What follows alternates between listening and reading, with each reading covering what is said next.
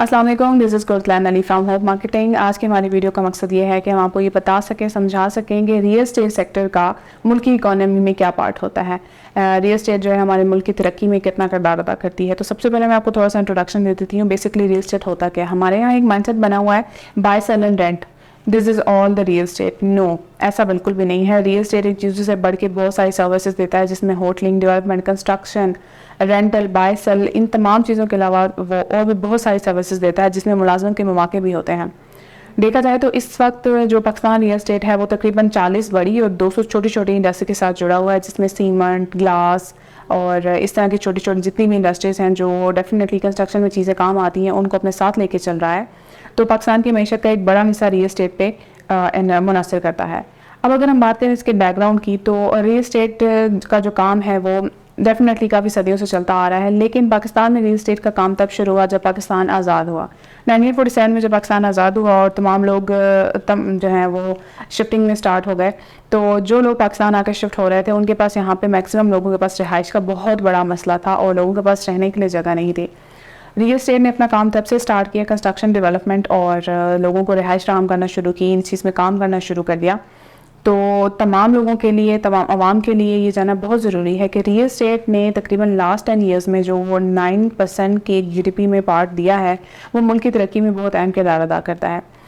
اب اگر ہم بات کریں اس کے پاسٹ کے بارے میں، تو پاسٹ میں ریئل اسٹیٹ نے جب کام سٹارٹ کیا تو لوگوں کو بیسک لائف سٹائل دینا شروع کر دیا، اور جیسے جیسے ٹائم کے ساتھ ساتھ لوگوں کے پاس امینڈمنٹس ہوتی گئی اور انوویشنز ہوتی گئی، تو ڈیفینیٹلی لائف سٹائل جو ہے وہ اپ گریڈ ہونا شروع ہو گیا۔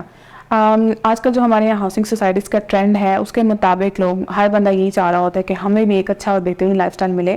لیکن کیا آپ جانتے ہیں کہ سب سے پہلا جو ہاؤسنگ پروگرام ہے وہ DHA نے متعارف کروایا تھا 1950 میں کراچی میں، کیونکہ کراچی پاکستان کا کیپٹل تھا اس وقت۔ وہاں پہ رہائش کا سب سے زیادہ مسئلہ اس لیے تھا کیونکہ لوگ اپنی جابس کے لیے اور اپنے لائف سٹائل اپگریڈ کرنے کے لیے سب سے زیادہ وہاں پہ ٹریول کرتے تھے۔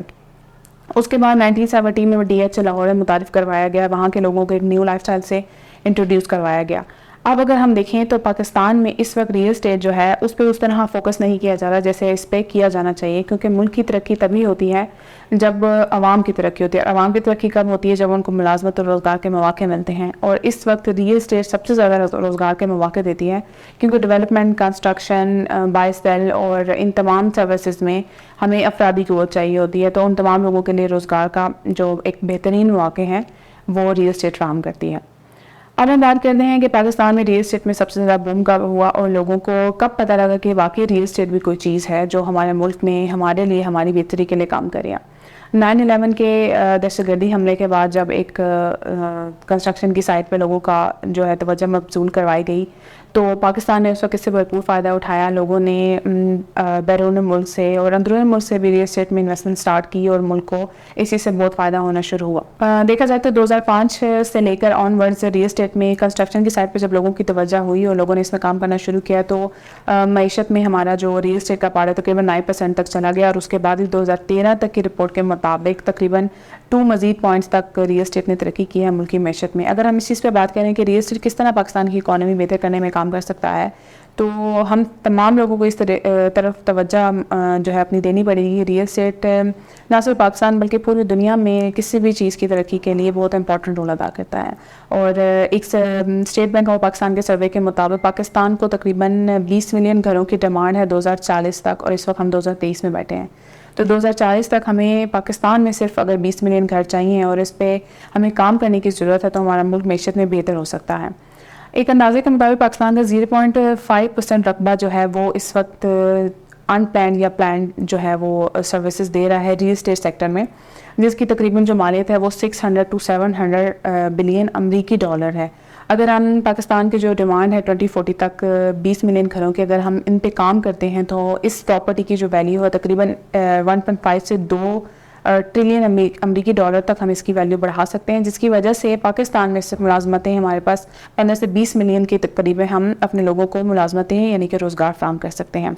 ریئل اسٹیٹ بیسکلی شروع سے ہی نظر انداز رہا ہے، اور ہمارے ملک میں اس پہ وہ توجہ نہیں دی گئی جو دینی جانی چاہیے، کیونکہ ملک کی معیشت میں ایک بہت ہی پازیٹیو اور اہم کردار ادا کر سکتا ہے ملک کی ترقی میں۔ دیکھا جائے تو تمام چیزوں کی کنسٹرکشن ڈیفینیٹلی ہم جب کہیں بھی موو کرتے ہیں، کہیں بھی آتے جاتے ہیں، سب سے پہلے ہمیں بیسک نیڈز ہوتی ہیں روٹی، کپڑا اور مکان کی۔ جس میں سب سے امپورٹنٹ ہوتا ہے مکان کے. کھانا پینا تو ہم لے سکتے ہیں اور پہننا اوڑھنا بھی ہم ارینج کر سکتے ہیں, لیکن ہمیں رہائش کا جو سب سے بڑا مسئلہ ہوتا ہے وہ سب سے پہلے سالو کرنا ہوتا ہے, جس کے لیے ہمیں پلاننگ کرنی ہوگی. ہماری حکومت کو بھی اس چیز پہ نظر ثانی کرنی ہوگی کہ ریئل اسٹیٹ پہ توجہ دیں اور اس کے لیے پالیسیز بنائیں تاکہ ہمارے لوگ فراڈ اسکیم سے محفوظ رہ سکیں.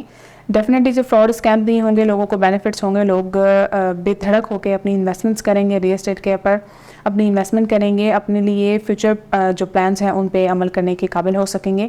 تو اس طرح ریئل اسٹیٹ سیکٹر جو ہے ہمارے ملک کی ترقی میں ایک بہترین کردار ادا کرے گا اور ہم سب لوگوں کو اس پہ مل کر کام کرنی چاہیے. مزید معلومات کے لیے ہوپ مارکیٹنگ کے ساتھ جڑے رہیے. اللہ حافظ.